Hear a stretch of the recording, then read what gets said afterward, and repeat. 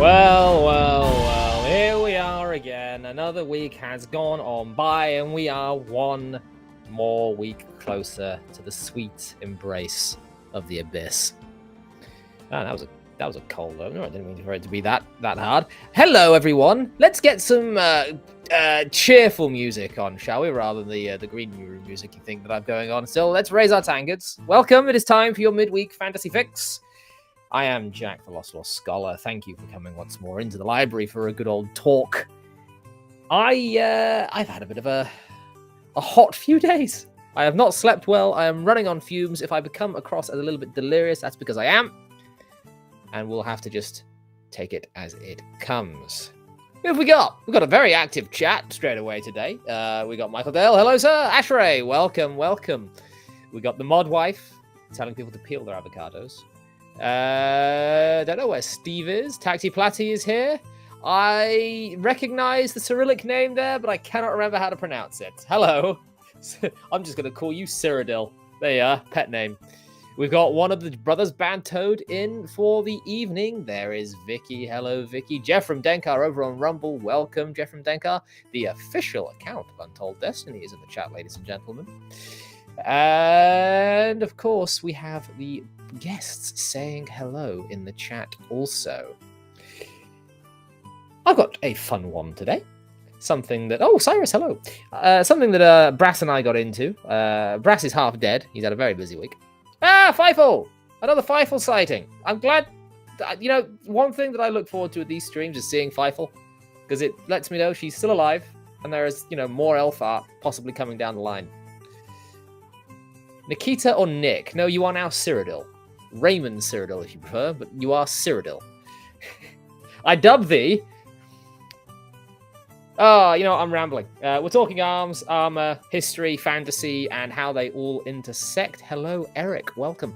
And, of course, I can't get rid of him. He buzzes around me like a fly drawn to a bad smell. Oh, that's a good analogy. A good simile. Metaphor? Simile. I know my writing devices. I've written things before. It's Dean. Hiya, Jack. Thank you for the amazing introduction. Well, at least you're not the bad smell. Indeed, I'm the fly. I'd rather be a fly than a bad smell. Speaking of flies, there has been a bit of an epidemic of blue bottle flies. Don't know if you saw. There was a little bit in the news about it. Just blue bottle flies everywhere. Everywhere I go, I find they're in my office at work. They're in the other office at work. I kept finding them in the kitchen, and it's just that place is spotless. Don't know where they're coming from. And there's just along with the heat wave, there is just flies. I hate flies. Ah, so do I. And there is I will put spiders and other insects outside. I will not allow the wife to murder a spider. But flies, I will let the skies rain blood. Oh, Steve. Yeah. Yes, Paladin Steve's. Yeah. I've got a ruler, and I would notch on the ruler each time I thwacked a fly. But my reactions aren't what they used to, and the ruler's been retired. So there was something that I was advertised lately that the two Americans that are waiting in the wings might be able to recommend to me, and it was a pump-action salt-firing shotgun, specifically for pests. Really? And I consider myself a man that studied the blade. Oh man, that just felt horrible saying that. But no, I am not a fan of firearms really, but I am very tempted. Right, shall we bring in the Yanks? By Yanks, I of course mean a Yang. Afternoon. Good evening, sir. Good evening. How are Thanks you? for having me. No, it's my pleasure. I have wanted to sort of get you on for a little while, truth be told. Oh. We travel in similar orbits. Yes. But don't really interact all that much. I think it's a time difference. Yes, I find that happens a lot. Because I know that you have Kyle on from time to time. Yeah, it was a few months ago. And it's funny because I've been wanting to have you on mine as well. But I had been told that you were going to have me on here. So I said, okay, well, I guess I'll wait for him. No, it's like, well, time zones are an issue. Yes. One of the reasons that I only really do the speakeasy now on the Cognito is because I just don't It's have rough. time. Yeah, man, I'm doing the speakeasy. It is 10 o'clock at night when I start. It's gone midnight when we're done. It's oh boy, Yeah. and then trying to keep on top of my own stuff too. It gets a little harsh. Yeah, Okay. it always gets confusing when I have people from vastly different time zones. Australia seems to be the worst. We can never figure out what day it is or what time it should be. Especially when the spiders get into the internet connections and just slow everything down. Exactly. I don't really have a segue for this, but you know what's not Australia? Scandinavia. Do you know who's sort of from Scandinavia? It's Sean Korsgaard. Right on the first try. That's unusual. There are a lot of places in the UK which are just Norwegian, Danish, and Scandinavian-esque names that have been corrupted. So it's not too dissimilar. I'm just used to things stateside. I love my countrymen, but there's just something about the two A's that makes the mind go blank across the pond. Korsgaard. You are a reporter, and you are the editor of Battleborn. Yes, long-time editor in sci-fi fantasy. I worked for Baen Books for a few years. I'm a columnist for Analog Science Fiction, in fact, and I'm the editor of Anvil, and as of 2 weeks ago, newly launched Battleborn magazine, a sword and sorcery magazine that should be right up everyone's alley right here, because we're Definitely here. about accuracy in arms, armor, and action. You see, there's that twang again, which makes me think I'm talking to an Englishman. Because the way he's pronounced... Did you hear that, Dean? Yes, armor. Yeah. Here With as well. the U. Yeah. With the U, definitely. Yeah. Right, speaking of arms and armor, let's just get it out of the way. Non-firearm, I do like gunpowder in my settings from time to time.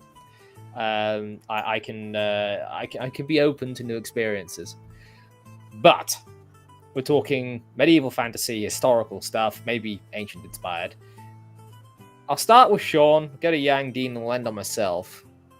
Your favorite, I suppose it might be a sword for you, sword and sorcery, but your favorite historical, either specific weapon or type of weapon? I'm 50-50 at the moment, because I recently read a series by an author named Howard Andrew Jones that got me very into Carthaginian arms and armor, and his character is very big on the use of the falcata, which, for those who don't know, very interestingly designed sword, interesting use in combat, and doesn't get nearly as much play in sword and sandal or ancient historical fiction as it should. I mean, you've got the gladius, you've got the Celtic longswords, of course, the ankhs, but falcata does not get nearly the glory it should. It's like an evolved form of the khopesh. Sort of, and its use is unusual in terms of the fact that the blade is different. Sort of bent that way. But of course, the other is just, you can never go wrong with a good longsword. Oh, a man after my own heart. A man after my own heart, indeed. Falcatas were quite in wide use in sort of pre-Roman Spain, if I'm not mistaken, as well. A legacy of the Carthaginian settlers, no doubt. So it was actually a Carthaginian invention, or was it Phoenician and then brought over from the Middle East into North Africa? And it just spread out from there as the Carthaginians did their thing. And then were destroyed by superior Roman bridge with big spike on it. Not without some debate and struggle along the way. Not without some debate. And, several thousand massive maritime disasters. Oh, there goes another 100,000 men to the ocean. Get the next lot. Yang. Well, when you say favorite, do you mean favorite as in fun to use or favorite as in most effective? I'll give you two. Sean technically had two. All right. Well, if you're talking about favorite to use, I am going to say a Chinese-style long spear. So that's made with the Chinese waxwood, as opposed to like most European or even Japanese pole arms. They were made with a very thick wood, like an oak or something heavy and strong. But the waxwood is actually very flexible, so you get a lot of whipping action. So it's possible if someone tries to block that with a shield or another spear, it will actually bend around and cut them in the face. Or snap. So that It's in Shaw Brothers movies, doesn't it? Yeah. In most of the Chinese movies, they use it, but they use like the thinner ones that are only about like 6 feet tall. I'm talking about like the good 9-footers. Can you imagine the Macedonian pikes, but with those spears instead? And just having all these. So that's fun, but I would say for the most practical, I have to go with the Chinese Dao. Ooh. I'm hearing a lot of love for the kung fu here. Ooh. It's very effective. It's curved, so Curved swords? Yes, I know, right? But it's a great weapon. Originally, it came from the Mongolian horsemen who ruled China in the Qing dynasty. And so it's good when you're mounted on horseback. The curved blade, it uses gravity just to slice through everything. Then to learn, it really only takes about a week to get good enough to use it effectively. It was the sword of brigands everywhere during the late Qing and early Republican dynasties in China when all the wuxia novels were out. So I got to go with this. Fair. A lot of Orientalism going along there. I'll allow it. Dean? I'm probably going to be quite boring here. I've always had a real soft spot for the mace. And it's purely because it is such a versatile weapon. You can put it in the hands of peasants and it's still very effective. It doesn't require a great deal of training. Also, it can become ornate. It's a symbol of governance within, I think there's a mace in the House of Parliament that is used, carried in ceremonies. But on top of that, it was the bane of heavy armor. When armor came out, when chainmail was kind of developed and the sword was just bouncing off it, along came the mace and just started crushing bones. And I just love it. I just love all the designs you've got. You can have maces with spikes, flanges, just rounded heads, ornate, simple. It's a lovely weapon. I just like it. I just think it's neat. I do. I really do. And what really I love about maces is that, in basic D&D, when I was learning about role-playing, one of my favorite classes, and I got a lot, was the cleric, and it was like you got to use a mace because it's blunt, so it'll hurt more. Don't worry, Vicky is coming to deploy the treats to save you from the cat. Oh, that's Lily. She's just after a lot of attention. So there we go. It's not ornate. It's not special. It's not unique. It doesn't require a lot of training. Unlike, I think I know what your favorite probably is there, Jack. So I won't spoil it. But it's a great weapon. It's a great all-rounder. Do you think I'm going to say the Bec de Gobin? I thought you were. Because I was not. Oh. No. Yeah. Do you have a second pick, Dean, since these two gentlemen were greedy? A second pick. Jeez.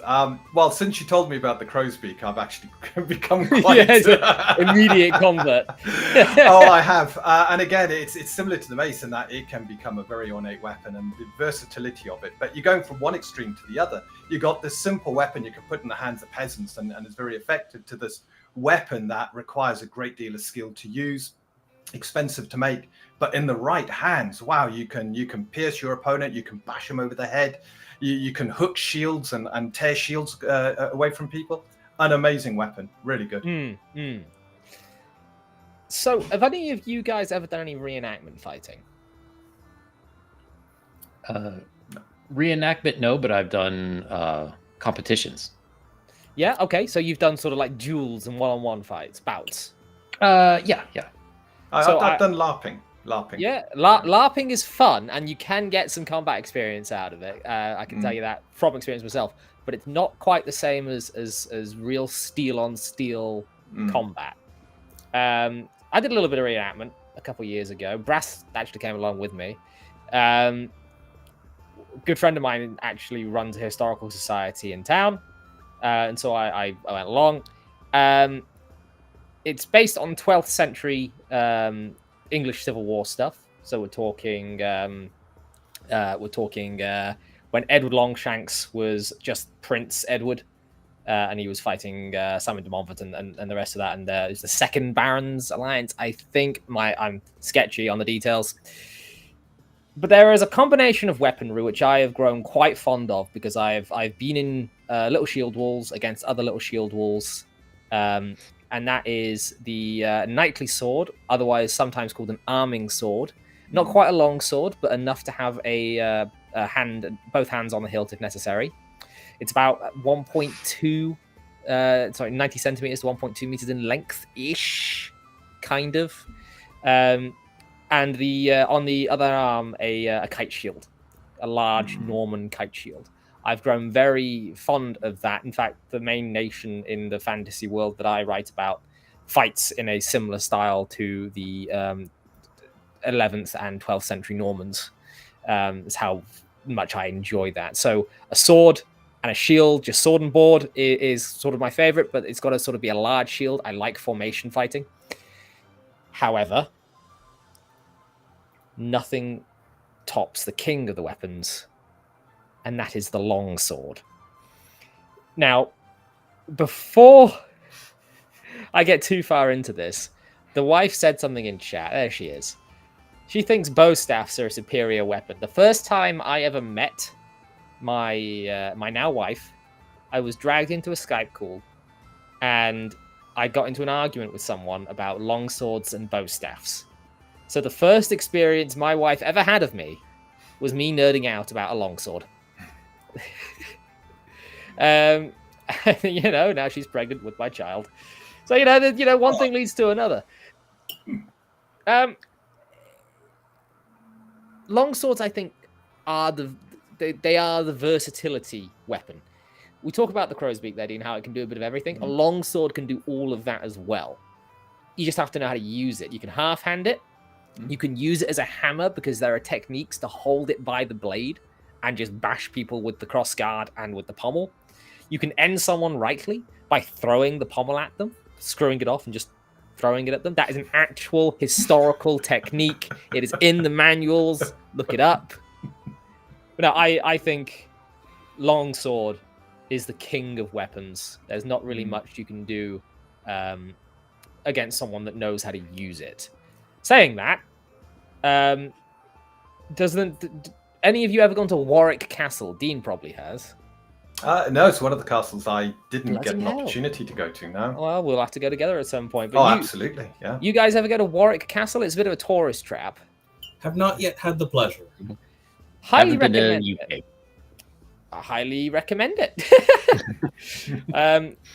It's a bit of a tourist trap now. It's not as historical as it used to be. It's now more of a theme thing. But back when I was little, I went and watched The Fighting Knights, which was a show they used to put on where they would do a bit of historical European martial arts. And it was a bit scripted. And one of them just had a big axe, and they were arguing about what's better, the staff sword or the big axe. And they decided on the big axe purely because it was a big axe. We're getting people sending us money. Oh no, the conversation's being derailed. Right, give me a mo. Jeff from Denkar.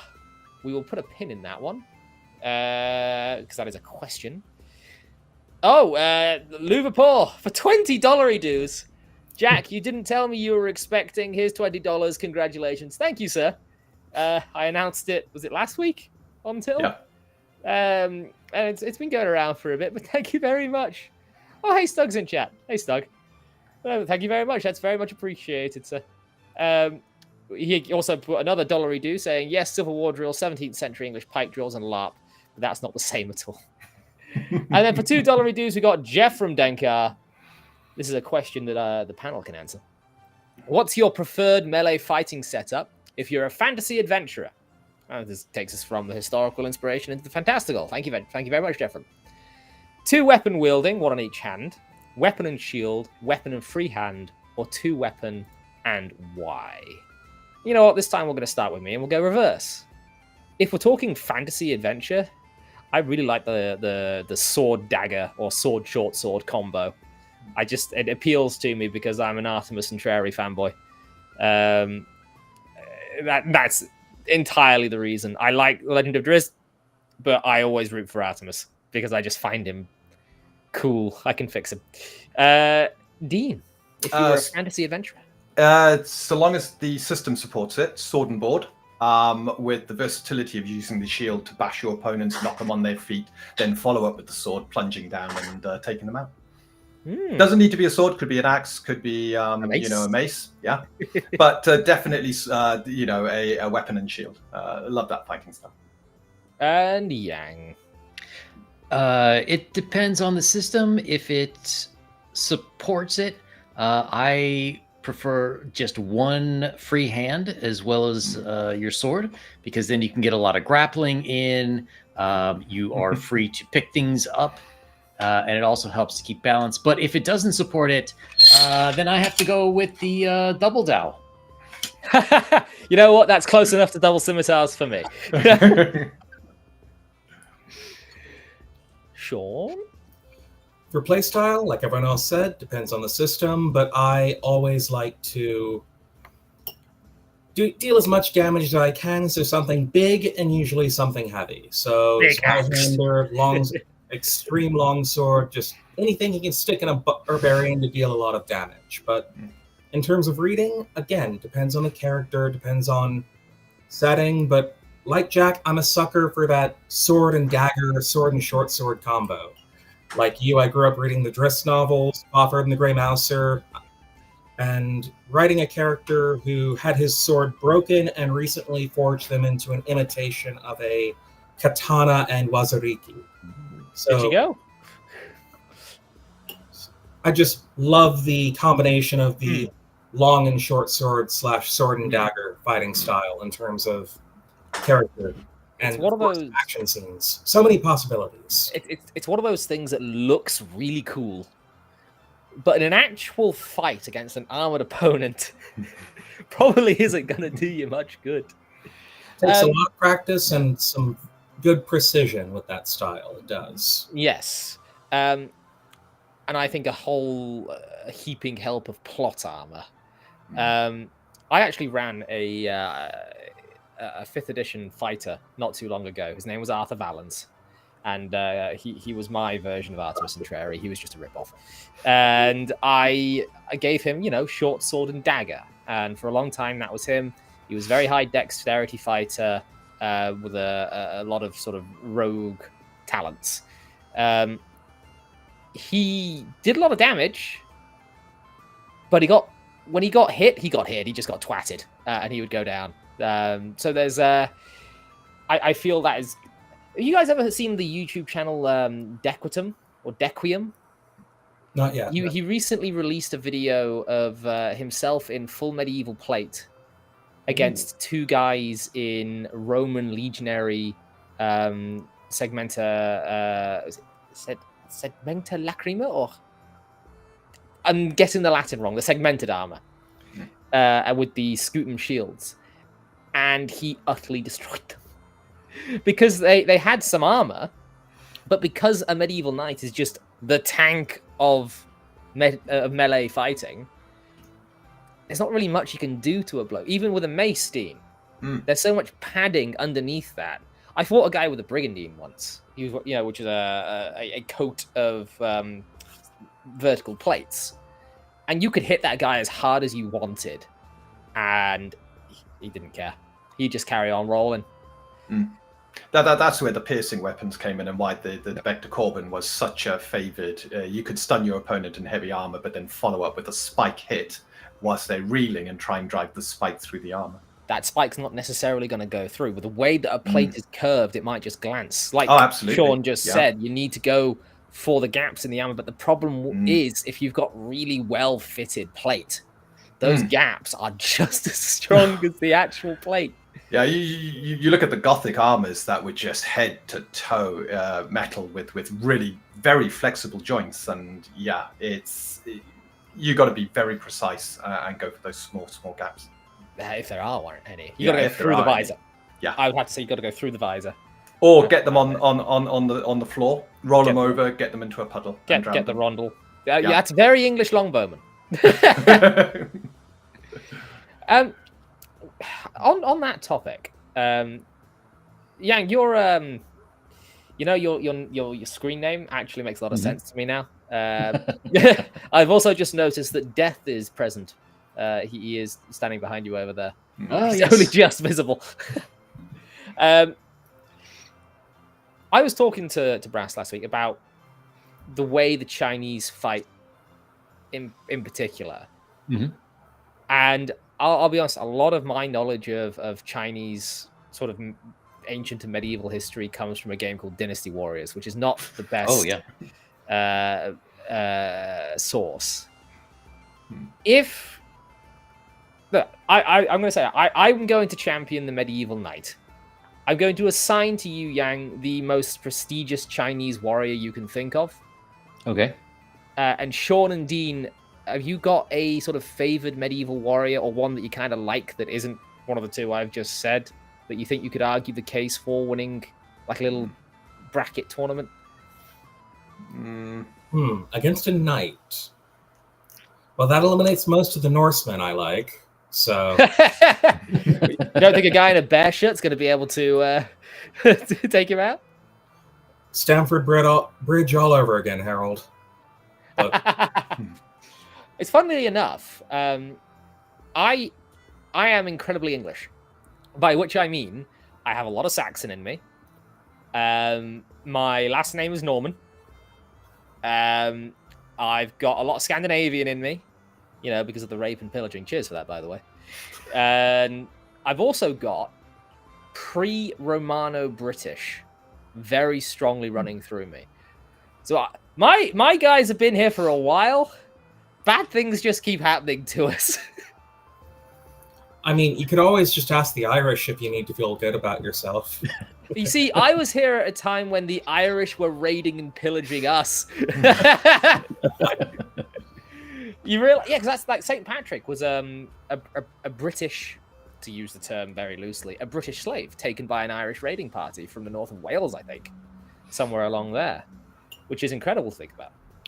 Don't tell the Irish that; they don't like that. But no, so you've tell you, I don't mind lessening the plate armor I'm wearing. Yeah, half plate. Okay, well, if it's a stretch for medieval era, but I think I'd have to go for one of the German Landsknecht, Gottfried von Berlichting, I think his name was. Is he the guy who said "lick mine ass"? Yes, and he had the medal. The Iron Hand, yeah.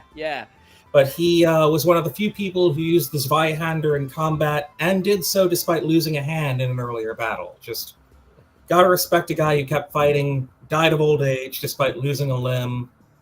The German Musashi. Some of the most brutal fighting of the late medieval, early modern period. Do you ever think he was maybe part of the inspiration for Guts from Berserk? Him and Conan, probably. Let me see. Lick me in mine. Hold on. This is going to get me put on a list. Lick me in mine ass. It is him. Oh, because there is a really funny thing.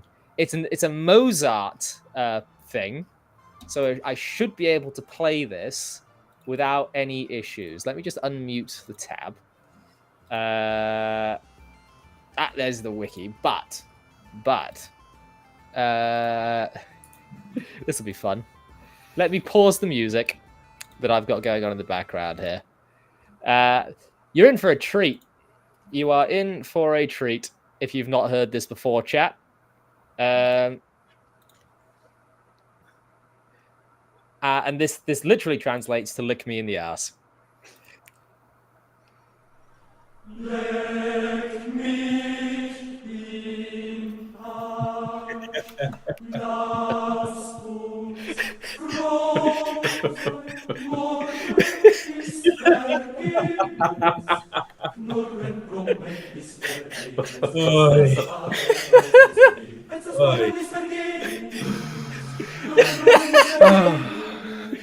Okay, I don't know how much more I can say without getting into trouble.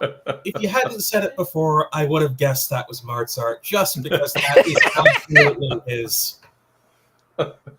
Beethoven would never do that, but Mozart was a man of taste.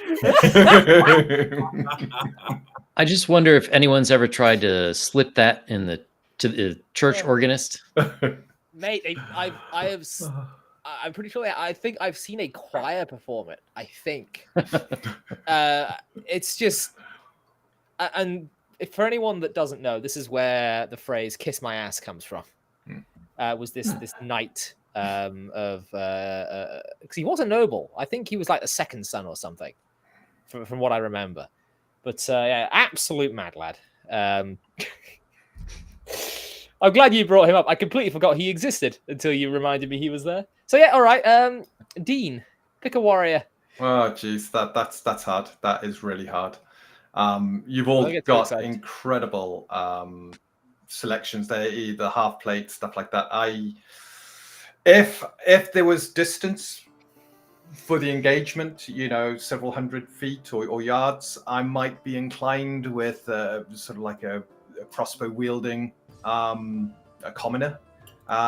But crossbows were very inaccurate at the time, and whether the bolt could punch through the And armor also or not sinful. was... They were banned by the Pope. They were. Well, even more reason to wield one. Damn comments. I know. So it would be a difficult one because Jack, you going straight for the knight. I mean, the knights were. I think the love of King Arthur and his knights and how they came across was incredible. The fact you're all having issues kind of deciding kind of proves my point that the medieval knight is the creme de la creme. Surprised no one's gone samurai. Mighty Nippon steel, folded over 1,000 times. Am I going to get in trouble for that? Maybe. Not with us. Never with us.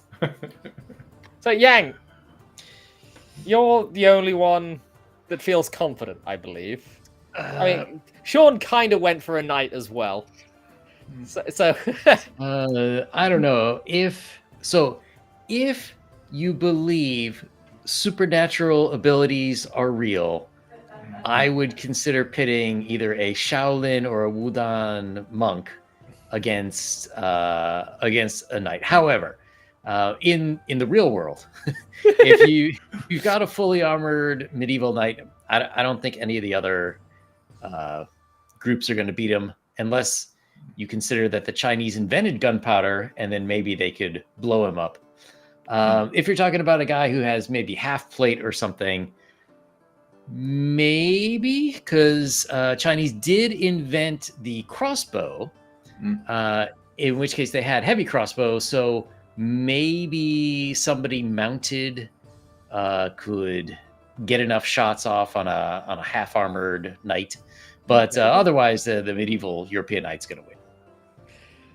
I like it when I can win an argument without having to make an argument. Unless, Sean, you chose a Langschneck, which is actually kind of what I put on the thumbnail, was like the puffy sleeves and that. Do you fancy your chances? Against one? No. Well, do you fancy taking a Langschneck, like the best Langschneck you could possibly get, saying you go fight that heavily armored knight over there? Do you fancy your chances in that wager? It depends entirely on the Landsknecht company, as with every single group of mercenaries. Swedish Guard. Yes, absolutely, 100%. Don't blame me on that one. Don't blame me at all. But the problem with mercenaries as opposed to a knight, knights train, unless you got someone green around the gills, usually train their entire lives. So like you said, they were the top of the medieval pecking order. For mercenaries, you either get someone who's blooded, been in battle hundreds of times, and could turn that knight into a tin can, or you're going to get somebody who is themselves new to the new company, bad company, who is going to make a very nice pincushion for that knight. It does depend on the fighter, but in terms of all things being equal, I think equipment wins the day, and I think a knight would make mincemeat out of most opponents.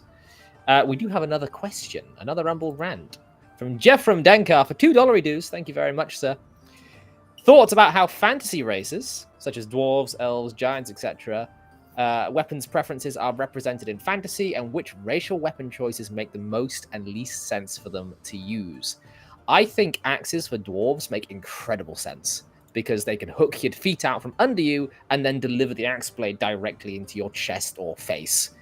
Elves and bows, can't really go wrong with that, because they are supernaturally good marksmen. I think, yeah, I'd say that that's the two I kind of think of when someone says fantasy races, weapon choices. You think axes, dwarves, bows, elves, because of Lord of the Rings. I think they are very well represented there. What about you, chaps? Feel free to jump in, by the way. You don't need to wait for permission to talk. So, permission to put the editor hat on for a moment. Go for it. It depends entirely from the basis of your fantasy setting, what cultures you're pulling from, the history, the background, and hopefully you've taken that into account before you've even chosen a weapon for some of these races. Case in point, if you've got elves that live in the desert, they're not going to be the same as your Tolkienian tree-dwelling elves. I mean, that's how come you've got everything from Legolas in Tolkien's Lord of the Rings to Elric of Melniboné in Michael Moorcock's work. I love Radically different representation of our favorite knife-eared, magical race there. Here's a question for you, quick, just as an aside.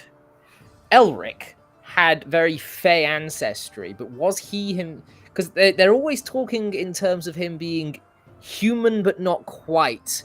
So I always thought he had sort of the Melnibonéan race was human, but with a really healthy dose of demonic corruption for one, and Fey ancestry.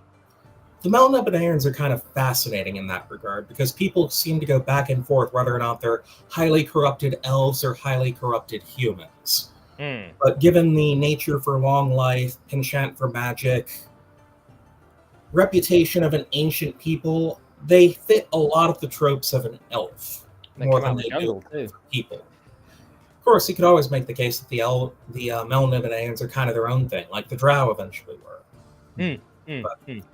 Just an interesting aside, because I like Elric a lot. I adore Elric. Please don't get me started on that train. We'll be talking about Moorcock for the next hour. I love sword and sorcery for a reason. Half of it's Howard, half of it's Moorcock. But yeah. But I love when people play with those fantasy races in interesting ways. Like one of my favorites is, I think it might have been either Dragonlance or Forgotten Realms, where the dwarves pull more from Roman history. So you see a lot of testudo formations, spears, gladius for the dwarves, as opposed to your Nordic dwarves that are commonly used in fantasy settings. Or, on the more comic end of things, there's an author named Larry Correa, where his elves that settled in America are now Southern trailer trash. So I don't like that. I don't like that. Well, do you see? Is that the meme thing I've seen floating around? Well, have you seen any enchanted forests in the United States? No, they had to make do with what we had. There's loads of forests in the States. What are you talking about? I've seen haunted forests. If you've been to Appalachia, Oh yeah, but then you have to worry about the Mothman. So.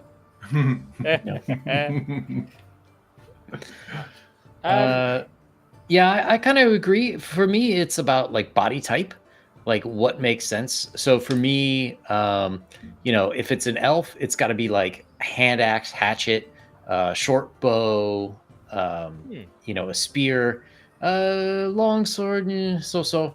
But yeah, like dwarves, I would expect them to be heavily armored, either some kind of big hammer or axe. Totally makes sense. The thing with dwarves is because they're so low to the ground, they would actually, as you already brought up, Sean, they would make very good phalanxmen with pikes because of how low their center of gravity is. Just something to consider. If you've ever played Battle for Middle-earth 2, The War in the North, when you can play as the Dwarven civilization, the pike unit in that looks spectacular. How about you, Dean? Do you know what? It's a difficult one, because tying a race to a type of weapon and making it very iconic to that race draws upon a lot of the kind of what I consider Hollywood culture. the films that Hollywood started producing and stuff like that, because people just got used to seeing a dwarf with an axe, an elf with a bow, and stuff like that. When thinking about what weapons would best suit which races, I think I've taken the view that it's more the culture. And you look at it from a cultural aspect. What culture are you talking about? What's important to that culture? What threats did they face? And therefore, what weapons were the ones that were most trained and instilled in their young to defend themselves? And that's a whole different conversation at that point, because it depends on the setting and stuff like that. But if I was tied to a race with a kind of weapon, I would, the one that springs to my mind at the very least, and it is very Tolkien, but it's the double sword, so the dual swords. And I see that as a very elven weapon, an elegant, fast-hitting, requiring a lot of dexterity and skill to use. And that's what I would draw. Picking up specifically on the way you said culture there, and Sean, you brought this up as well. That there is a race which we can draw from straight from sort of one of the fathers of the genre, Tolkien himself. As you know, you can't talk about fantasy without talking about two men, Howard and Tolkien. Tolkien had several different types of elves, and you found that you had these knightly Noldor elves going with their cavalry and with their shields and sword and armor and regimented battle lines over the sea, and meeting their cousins in the woods with the bows. So I think the point of it being what culture, what do these people value, is a massive part of how do they fight. There was a people in real life we can draw from. I think it was the Galatians in modern day Turkey, Anatolia region. And they, when they went to battle back in the ancient world, would take their families with them. And they would line them up in their carts, and they would cut off their own retreat. And they would look at their family and say, if we lose, our families are killed or enslaved or worse. And the idea was you just fight different when there is something that close to protect, and it would get them into this adrenaline-fueled battle fury. So, you know, it's what the culture values directly influences what it took to the battlefield. And I think that's something very important to consider. We have more money coming into the coffers. I like this. Thank you, Stug. $5 dues. This is a silly conversation. Oh, well, goodbye then.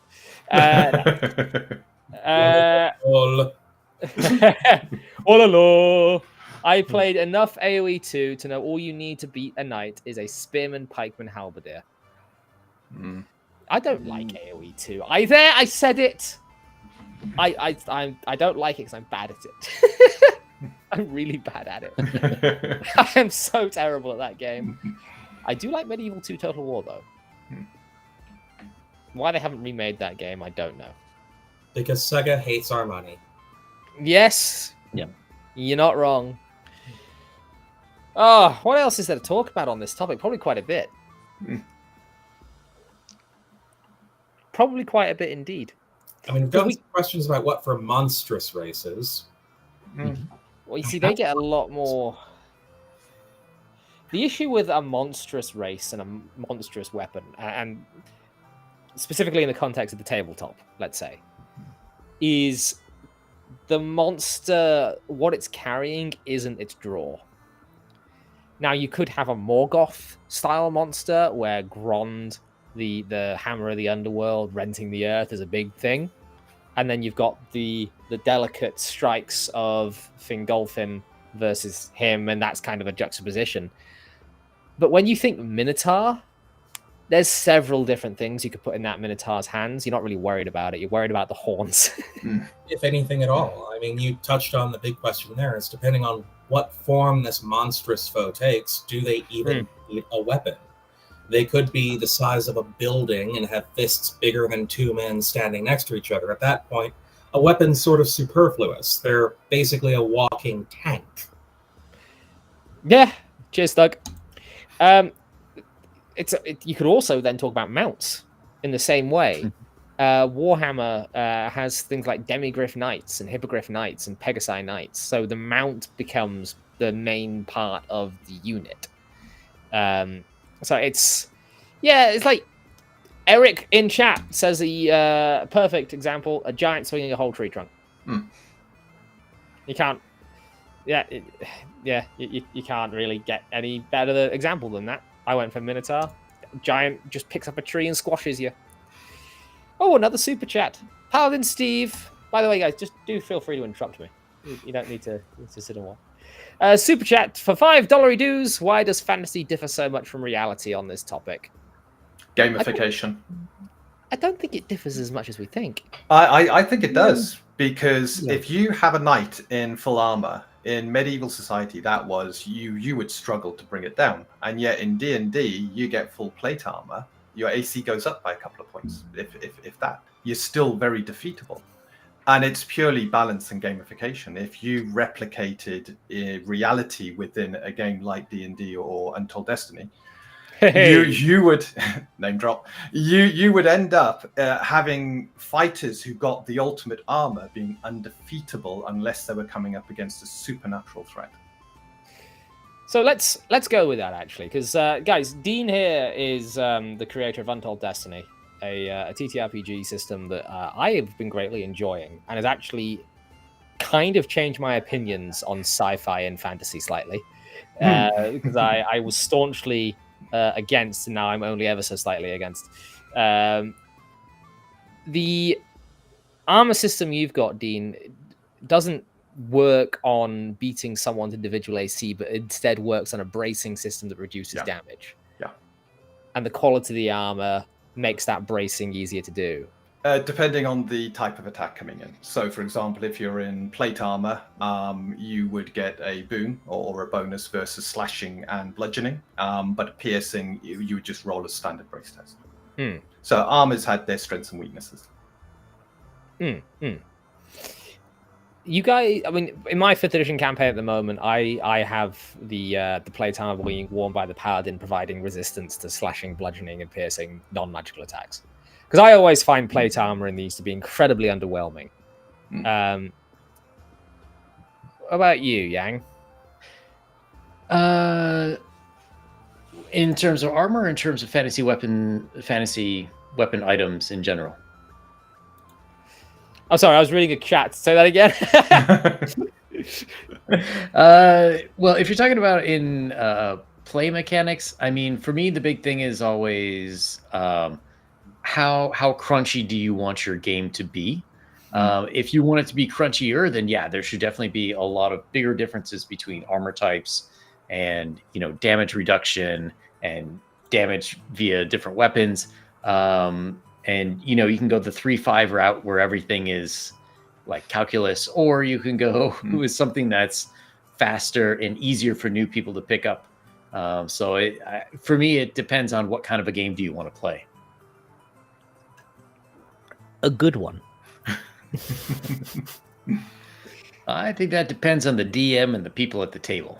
You are very right. Yeah. You could create the perfect system, but if you get a terrible party or a terrible DM in there, then things aren't going to go well. Yeah.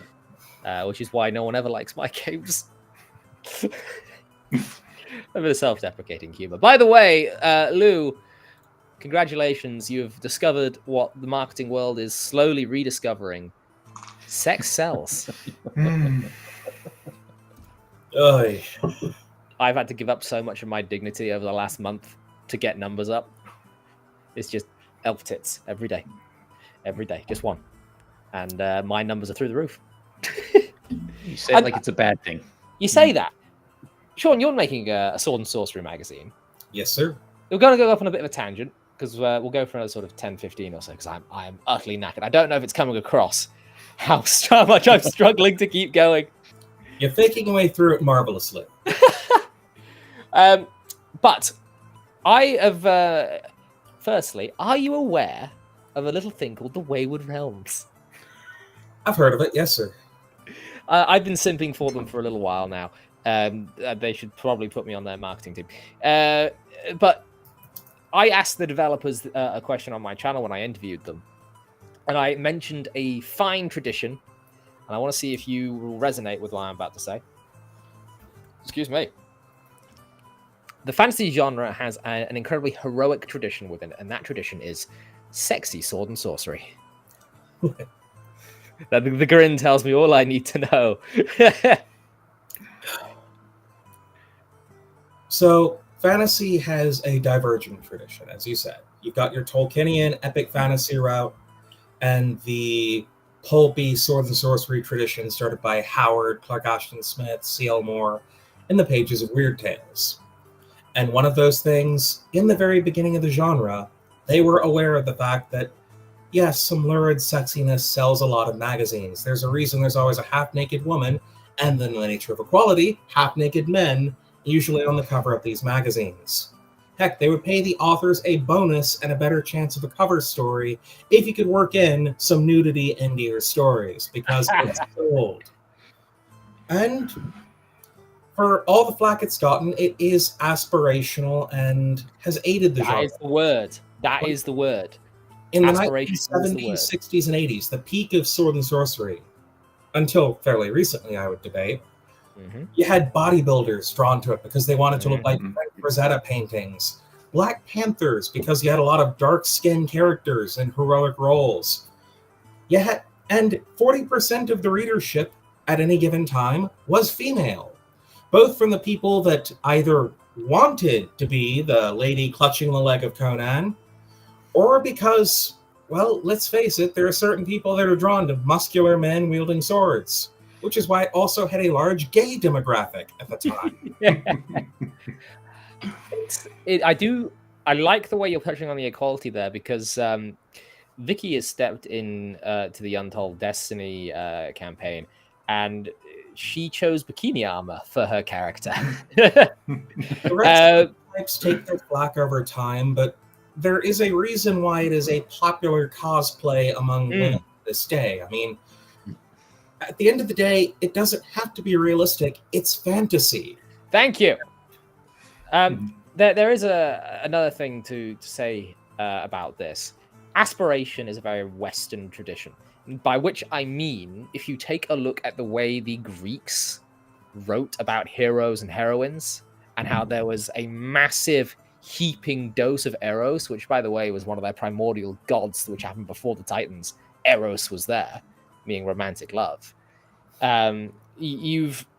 It is so embedded in everything that has come since then, and because we are descended culturally from those civilizations, it is Don't get me still started on George R.R. Martin chat.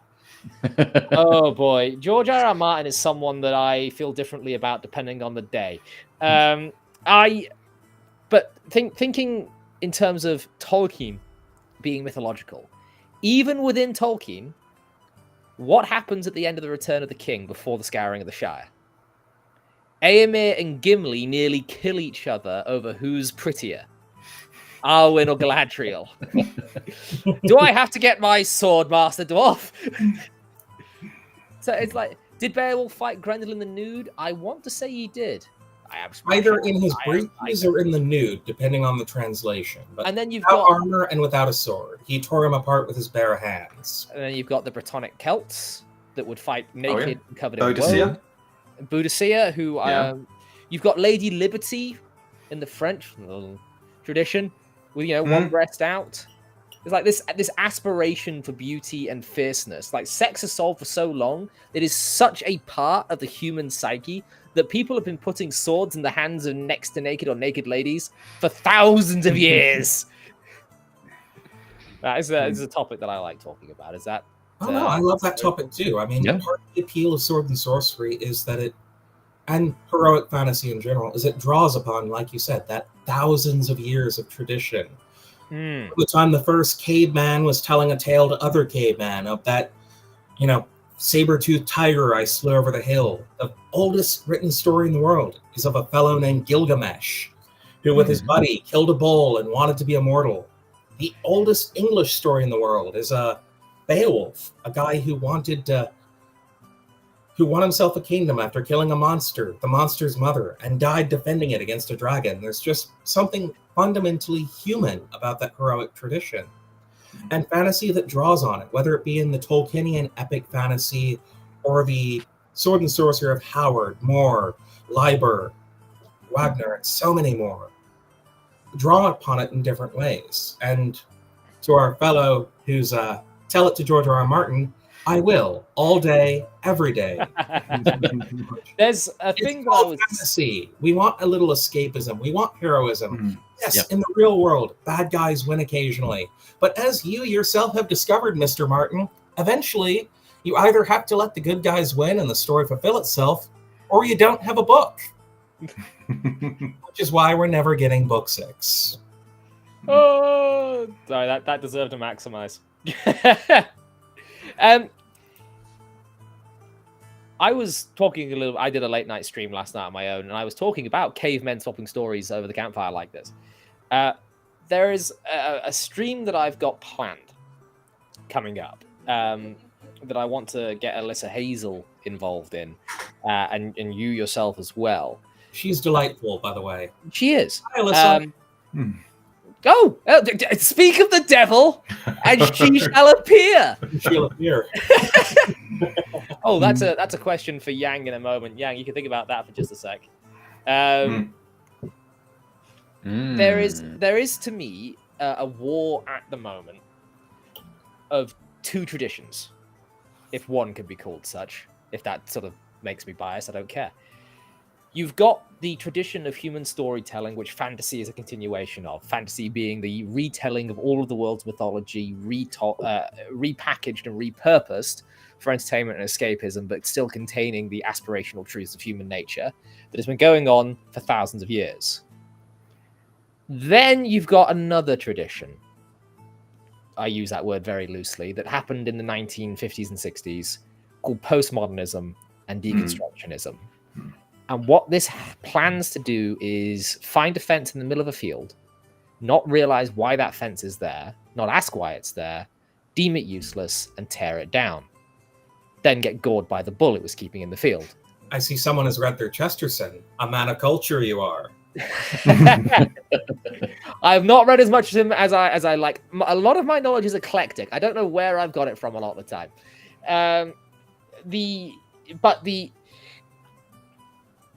Where was I? I was complimented, and now all I can think about is happy feelings. Heroic tradition. Yeah. Yes. So, what the deconstructionist attempts to do is create out of the deconstruction. So it's taking these blocks it doesn't understand and kind of making a monster out of them. It's doing a Lego build without the instructions. George R. R. Martin trying his best to avoid the natural way his story evolves is a postmodernist deconstructionist attempting to resist the true nature of the genre. If you think about it in the way of a river winding its way through history, the deconstructionist postmodernist tries to dam that river and start something else. Am I? That's the kind of stream that I will eventually make. It's a huge debate within the fantasy genre, especially literary fantasy at the moment. And there is a right and a wrong way to approach it. Like, to use Sword and Sorcery as an example, Michael Moorcock was for his time a massive bomb thrower within the genre. He insulted Tolkien. He insulted Heinlein. Yep. Was fundamentally a very angry man in his youth, except he was the earliest defender of Robert E. Howard in Sword and Sorcery. And yet, even approaching his fiction, Elric of Melniboné was supposed to be a subversion of Robert E. Howard's Conan. You took the muscular, bronze-skinned hero who's a king, and instead you have a sickly albino with a cursed sword who loses his kingdom, loses his friends, dies in a hopeless battle against the fates. It still understands the genre fundamentally enough that it's still part of that same tradition. You can compare that to Diogenes marching up to Plato. I take that to that earlier tradition of Conan, and you can still build upon it, as opposed to many of the deconstructionists today, where the goal is not to have that conversation, to be a part of that tradition, but to take a torch to it and then laugh among the rubble. There you go. And you cannot build with rubble. You cannot take comfort in rubble. And I think that's you're going to be a father. Congratulations again. Thank you. I just had my first. He just turned 2. Congrats. It's a big part of why I'm getting more involved in this tradition because that storytelling is important. Those are the stories you tell your kids so that they know when they face a bully on the playground or a difficulty at school or growing up. They think of Aragorn charging the Black Gates. They think of Conan and the Tower of the Elephant. Or to pull upon real traditions, they think of Horatius at the bridge, Audie Murphy on a burning tank destroyer. Heroes are a fundamental part of our storytelling tradition for a reason. Because when the chips are down and everything says, this is the end, instead you feel a fire burning in your heart, you stand up and say, not today. The indomitable human spirit. Exactly so. And now, because he's not said anything in a while, have you thought about the question, Yang? Yes, get back to sexy Chinese myths, please. Well, it depends on how you mean it, because I would say that there's generally not a lot of nudity. But if you want to go into Chinese literature, there are 4 classics of Chinese literature. Journey to the West, which is the story of the Monkey King. Yeah. Yep, Goku. You've cao Bandits of the Watermarsh, and then Romance of Three Kingdoms, Love in which one of the kings, Cao Cao, which my favorite character is his son, Cowpea. Well, Cao Cao, depending on how you pronounce it, could translate as fuck. So he and fuck is exactly what he did to all his enemies' wives. He would capture them and I don't have a Chad video lined up, the one with the coming in and the music. Carry on. And the 4th is Honomeng is Romance of the Red, Romance of the Red Chamber, is something like that, and that's all about like medieval forbidden romance, like love versus the Chinese concubine. version of courtly love. Yeah, exactly. So it's there, and even in stuff like Fa Mulan, or sorry, not Fa Mulan, Bai Mofa. There's a woman with white hair who her husband is sent off into battle, she doesn't have white hair at the beginning, but she waits for him, and due to all the stress, her hair turns white, and she refuses the emperor, the king, trying to seduce her, and she eventually fights him kung fu style. Nice. So, just to add on to that, chaps, I don't know if you need this advice as well. People in the audience, you may also need this advice. Just write the story with the special character with white hair that you have now. Just get it out your system. Everyone's got one. Yep. We all have it. I've got one. You've got one. I'm sure Sean and Dean both have characters in their heads with white hair and some kind of magical eyes. I would, but Michael Moorcock won't let me. Just do it now. Just write it now. Just get it out your system. You want to write about Kakashi? Just rename him. Just get it out your system. You want do an Elric? Do an Elric. Geralt is Elric, okay? All the white hair characters are the same guy. Just get it out your system. Grist, Raistlin. There's a whole magical albino tradition built upon. Do we count Raistlin? I mean, don't spoil too much for me, because I still haven't got around to Spring Dawning. It's been like 6 months since I finished. I'm still not over Sturm. It still hurts, man. I can't. He's not there anymore. I can't go back. Oh, look, there you go. Someone has just... Yeah, there you go, just to admit it. Yeah, right, exactly. The wife is correct. Write the fan thing. Sephiroth, there you go. Sephiroth. Yeah. Oh, Sean, you're the perfect person to talk to about this. Yeah. Just a quick aside. Dean, I know you played Star Wars Jedi Fallen Order. Yeah. Anyone else play that game? A little bit. The second one... I don't think I've played it. The second one I've not played. But the bloody villain is an albino with a special lightsaber, evil villain, who good guy who's corrupted into evil, and he is looking for a planet called Tannerlane, I think it's called. Okay, that's pretty. That good. is just pure Elric ripoff. At least they No did it- one knows who Elric is, but he's everywhere. At least they did a little more gracefully than Warhammer did. Which one was he in Warhammer? Teclis? I mean, they, among other things, they took the symbol of chaos and then tried to trademark it. These are the same guys that Like, they tried didn't to even trademark change the pauldrons. symbol. It's the same thing from the Eternal Champion novels. Moorcock just didn't trademark it, so I probably thought he didn't need to. It's intellectual property. Oh boy, guys. Look, I don't want to cut things too short, but we need to get on to plugs. Otherwise, I'm gonna keep finding things that aren't in the topic of this stream to nerd out about. I'm good with that. Right, we will start, of course, with you, Yang. You are here for a reason, sir.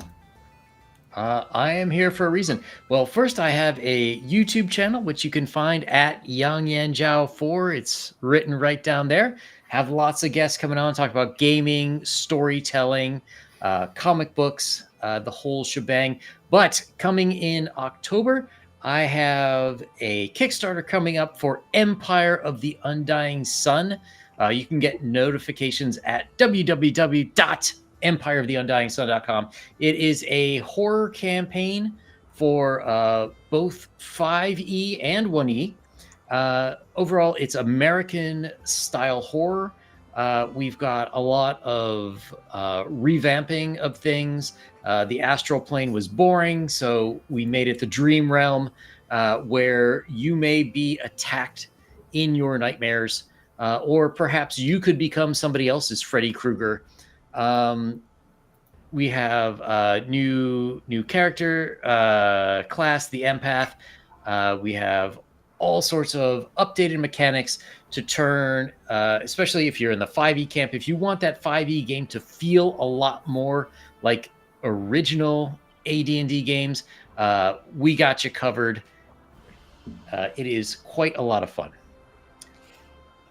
We'll get through the plugs, and then we've got another Rumble rant to talk about. That sounds like a plan, by the way. I have got you lined up next, Sean. Your link is in the chat. Plug away. So, I am the editor of a newly launched magazine called Battleborn, which is on Indiegogo as we speak, and I think is almost to the point we've reached our first milestone. We are 4,000. We need 5,000 to fully fund launch the first issue in February. If we get to 20, we will have 3 next year, 70,000 words each, 10,000 words of nonfiction each, and there will be an open submission period for all of our writers. So promote, and polish those stories. May the odds be in your favor. But the magazine is, I want it to be a love letter to classical sword and sorcery. There's going to be a reprint of a pre-1990s short story in every issue. We've already got the first 2 lined up. One is a Niftaline story by Michael Shea, World Fantasy Award winner. In print for the first time since 1976. And the second issue is a David Drake Roman sword and sorcery story called The Manticore, one of his Vedius and Damas stories, that has not been in print since 1988. But also, we're reprinting some of the more recent stories. One from Tales of the Magician's Skull, for those of you who remember that delightful little pulp. But also new authors. We've got Scott Oden, John C. Hawking, Howard Andrew Jones, Christopher Rocchio, Michael Stackpole with new stories. And as well as some of our indie authors who are making waves in the genre, including a couple of our chat members. Hi, Alyssa. Hi, Eric. Magazine that every one of these stories has that heroic tradition, that blood and thunder action, that two-fisted touch to the genre that we all fell in love with that first time we pulled a dusty paperback off the shelves as a teenager. And each of these stories spoke to my spirit and my soul in a way that I can't wait for all of you to read these magazines and have you fall in love with them too. So please, back Battleborn today. Become a hero, become a legend, become Battleborn. You know, that's probably the best plug I've ever had on this show. Maybe I should dust off D'Artagnan and submit. See how we go. Welcome to the melee, brother. May the strongest story win. Dean, you've got a tough act to follow, mate. Oh, I don't think I can follow that. That was pretty impressive. I quite like it. I will follow it with. I'm Dean, creator of Untold Destiny. So I've got YouTube channel, Untold_Destiny. We've got a web series we're doing there called Business Unusual. So if you want to see the system from where it was roughly a year ago and how it has developed during this playtest campaign, it's a perfect place to start. Jack is also running a YouTube series that I run for him on a Monday, and that's going really well every fortnight, isn't it, Jack? Apart from Yes. the energy drains and the Apart from the wraiths fact that I am next to death. Yes. Yeah.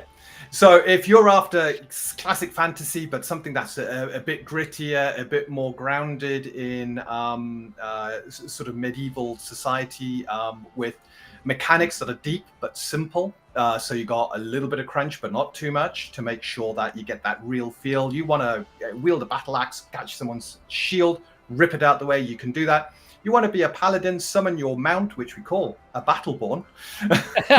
You can leap on there and you can go charging into battle, or you can give your mount over to your poor dying party member and they can just cling to it and travel around on it. I am currently a mobile turret. I'm the wizard. I am very Yes. badly injured at the moment, and I am borrowing the paladin's horse. Yes. So follow me if you want to hear more about that. We're getting close now to doing our one-shots, which will be select invites to begin with, but then I'm going to start to open it up to anybody on our Discord server. So follow you me. had a show that you were on consistently where you met lots of people who would I make know. very good invites for that. Well, this is it. Yeah, I know. We're looking forward to it. We're just trying to get to our first pre-edit print of the Adventurer's Guide. And we are literally a couple of weeks away from that now. So really excited. We are getting very close now to doing our first complimentary adventure. So towards the end of the year, we're going to be handing out an adventure to anybody on our Discord server, where you can access pre-generated characters and a lovely first to third level adventure called Port Orion. And it takes you to a classic unexplored island. You're going to help to explore this island, overcome the challenges of that island. Very much drawn from the Expert box set in the basic D&D, that kind of island that they put forward there as a great adventure stomping ground. And that will be your first real taste of Untold Destiny hands-on. Yeah. I just had a little light bulb go off. You know that the lore video I just did for the Ijar, the island in the Wayward Realms? Yeah.